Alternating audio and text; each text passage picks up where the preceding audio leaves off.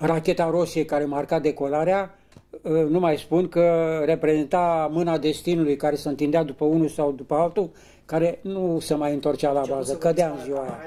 În fiecare zi. Au fost lupte supraomenești, cum a fost cea din 26, în care, fiind prost informați, crezând că avem de-a face cu o formație slabă, am decorat toți piloții care erau disponibili, comandați de capitanul Popescu Ciocănel, și împotriva până la urmă împotriva unor lining-uri care veneau de la Poltava să treacă în Italia.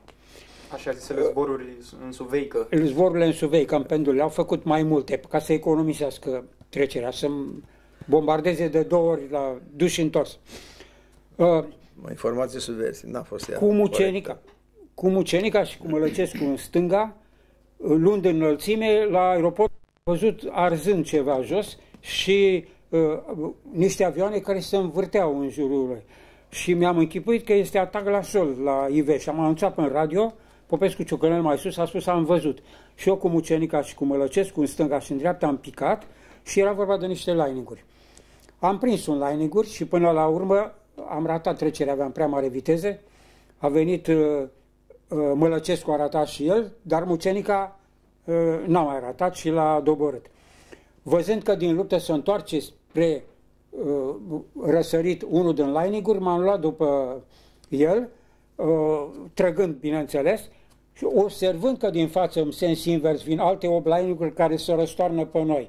Dar era așa de aproape și era așa de tentant, încât nu l-am lăsat.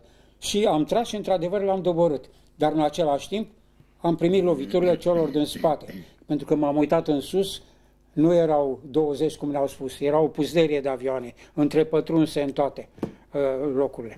Și aveam o viteză așa de mare, încât nu puteam să pui avionul, am așteptat să pierdem viteză, l-am trântit odată, a sărit vreo 80 de metri, după care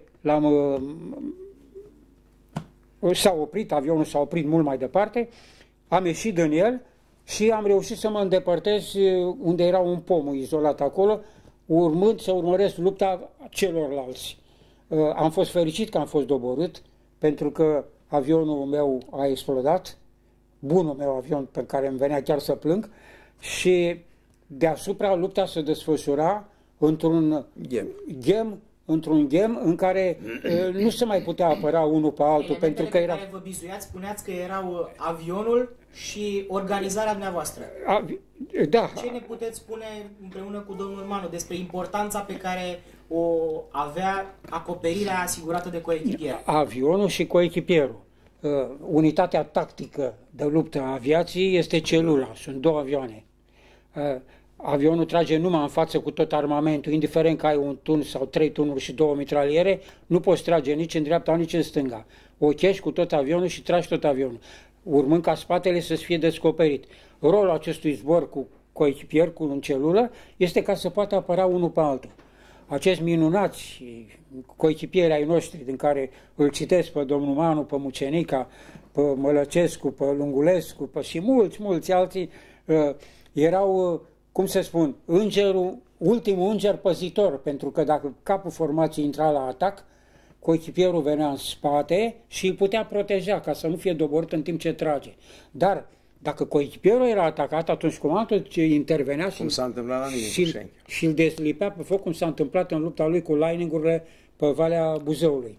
Deci, coechipierul era esențial, dar despre ei s-a vorbit mult prea puțin pe nedrept. Da, nu s-a vorbit mai deloc în literatura de specialitate. Mult prea puțin. Greu era, dar pe noi ne atrăgea această coeziune sufletească, această coeziune a meseriei noastre. Deci greutatea o îndepărtai. Pentru că trebuia să fii cu ochii pe comandantul patrulii sau comandantul celurii care era. Și a doua treabă era că trebuia tu să fii capabil să acționezi și tu. Pentru că el acționa, dar după aia acționai și tu. Fie în vânător, fie în a te apăra unul pe altul. Pentru că așa cum arăta domnul, făceam aceste viraje în crucișeri, dar ne apăram amândoi spatele, ne apăram spatele. Era un balet. Exact, noi nu aveam cum să ne apărăm în spate, decât numai coechipierul putea să apere în spate. Cu alte cuvinte, Și, capul de celulă avea vreo răspundere în ceea ce privește protecția coechipierului? Fără îndoială. Fără îndoială o avea. El era cel care gândea și găsea momentul și cum angajează lupta să tragă și să-l prindă în colimator și ținând seama și de coechipier. Iar coechipierul trebuia să fie cu ochii numai pe comandant și desigur și pe țintă ca să știe ce face. Nu se poate. Iar părerea mea este că, ca coechipier, coechipierul este cel care trebuiește să fie permanent, trebuia să fie, vorbim la trecut, trebuia să fie permanent cu ochii pe comandant, pentru că el era cel care hotăra clipa și obiectivul. Adică, ăl din dreapta, ăl din stânga, mijlocul, vorbesc de inamicul din față care trebuia să-l atace.